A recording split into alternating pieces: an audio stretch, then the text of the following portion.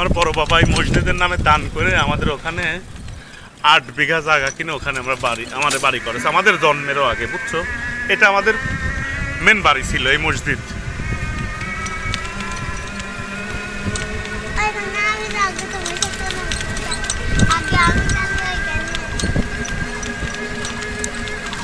Nehal